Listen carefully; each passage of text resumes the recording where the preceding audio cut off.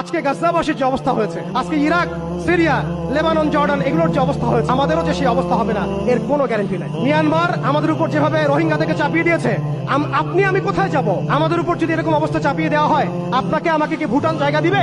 আপনাকে আমাকে কি মায়ানমার জায়গা দিবে? আমাদের এই জমিনে, আমাদের এই সংগ্রাম, আমাদের এই জিহাদ আমাদেরকেই করতে হবে। বাংলাদেশের এই অবস্থায় এখন একটা ইসলামী রাষ্ট্র গঠনের কোনো বিকল্প নাই। আমি চাইলে লক্ষ কোটি মুসলমানকে সেখানে চাপ প্রয়োগ করে পাঠাতে পারতাম যদি আমাদের ইসলামী রাষ্ট্র থাকতো। আমাদের যদি একটা ইসলামী রাষ্ট্র থাকতো, তাহলে ওরা যেভাবে ইউনাইটেড নেশনস গঠন করেছে, তবে আমরাও ইউনাইটেড মুসলিম নেশন গঠন করতে পারতাম। ট্রাম্প কি বলছে আপনারা সবাই দেখছেন, মিডিয়া ভাই সবাই আছেন, স্পষ্ট ঘোষণা দিচ্ছে ওরা এখান থেকে বের হয়ে যাক, আমরা সেখানে বসতি স্থাপন করব। এটা কি মগের মূল্য? ওরা কেন সেখান থেকে বের হয়ে যাবে? এই গাজাবাসীরাই এই পৃথিবীর সবচেয়ে স্বাধীন মানুষ। তোবাগত আমরা দাসত্বের মধ্যে পড়েছি, মুনাফিকের মধ্যে পড়েছি। আমরা কালকে আমাদের মাঠে আল্লাহর সামনে কি জবাব দিব এর ঠিক ঠিকানা আমাদের নাই। এই জন্য আমি শুরুতে বলেছিলাম, ক্ষতির মধ্যে আমরা আছি, তারা নাই, তারা হাসতে হাসতে জান্নাতে চলে যাচ্ছে।